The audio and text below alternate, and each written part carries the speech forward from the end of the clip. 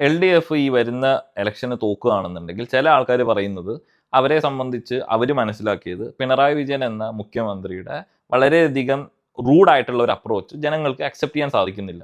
ജനങ്ങളെ സംബന്ധിച്ച് കുറച്ചും കൂടെ സോഷ്യലൈസ്ഡ് ആയിട്ട് ഉമ്മൻചാണ്ടി എങ്ങനെയായിരുന്നു അതുപോലെ ഒരു മുഖ്യമന്ത്രി ജനങ്ങളുടെ കൂടെ ഇടപഴകണം, അവരുമായിട്ട് ഇരുന്ന് സംസാരിക്കാൻ സാധിക്കണം, അവരുടെ കൂടെ ടൈം സ്പെൻഡ് ചെയ്യാൻ സാധിക്കണം. ഇതുപോലെയുള്ള ഒരു മുഖ്യമന്ത്രിയാണ് അവർ ആഗ്രഹിക്കുന്നത്. അപ്പോൾ LDFനെ സംബന്ധിച്ച് ഇതാണ് ഒരു കാരണം. ജനങ്ങളെ സംബന്ധിച്ച് ജനങ്ങൾക്ക് LDFനെ ജയിപ്പിക്കാൻ താല്പര്യമില്ലാതെ UDFനെ അധികാരത്തിൽ കയറ്റുന്നതെന്ന് നിങ്ങൾക്ക് അറിയുമെങ്കിൽ എന്തുകൊണ്ട് പിണറായി വിജയൻ എന്ന ഫേസ് ഓഫ് LDFനെ മാറ്റിയിട്ട് വേറൊരു ഫേസിനെ കൊണ്ടുവന്നുകൂടാ?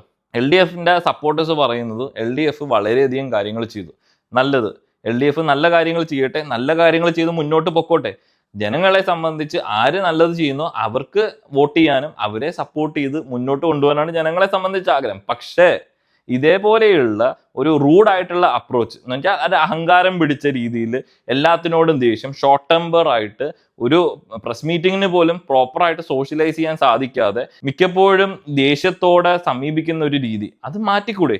അത് മാറ്റാൻ സാധിക്കുന്നില്ലെങ്കിൽ പിണറായി വിജയൻ എന്നുള്ള ആ ഫേസിനെ മാറ്റിയിട്ട് വേറെ ഏതെങ്കിലും നല്ലൊരാളെ കൊണ്ടുവന്നൂടെ? പണ്ട് അച്യുതാനന്ദൻ ഉണ്ടായിരുന്നു, എത്രയോ സോഷ്യലൈസ്ഡ് ആയിട്ടായിരുന്നു പുള്ളി ഉണ്ടായിരുന്നത്. പല ആൾക്കാരോടും എത്ര ഭംഗിയായിട്ടാണ് പുള്ളി പെരുമാറിക്കൊണ്ടിരുന്നത്. എന്നെയൊക്കെ സംബന്ധിച്ച് എൻ്റെ ചെറുപ്പത്തിൽ അച്യുതാനന്ദനെ കാണുമ്പോഴത്തേക്കും നമുക്കൊക്കെ എന്ന് പറഞ്ഞാൽ വലിയ ആഗ്രഹമായിരുന്നു ഇതുപോലത്തുള്ള മുഖ്യമന്ത്രി എപ്പോഴും ഉണ്ടാകട്ടെ, നല്ല നല്ല കാര്യങ്ങൾ ചെയ്യട്ടെ എന്നുള്ളത്. അത് ഉമ്മൻചാണ്ടി വന്നപ്പോഴും നമുക്ക് സന്തോഷമായിരുന്നു. സോ പാർട്ടി മാറുന്നു, അധികാരത്തിൽ ആൾക്കാർ വരുന്നു, നല്ലത് ചെയ്യണം എന്നുള്ളതാണ് നമ്മളെ സംബന്ധിച്ച് ആഗ്രഹം.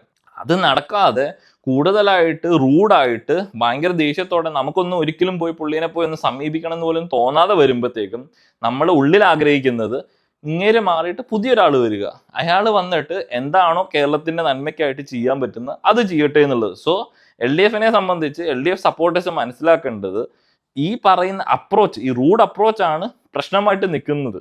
പിന്നെ അത് കൂടാതെ വേറെ പല പ്രശ്നങ്ങളുണ്ട്. പക്ഷെ LDF സപ്പോർട്ടേഴ്സിനോട് ആരോട് സംസാരിച്ചാലും 10-100 കാര്യങ്ങൾ അവർ ജനങ്ങളുടെ നന്മയ്ക്കായിട്ട് ചെയ്തെന്ന് പറയുന്നുണ്ട്.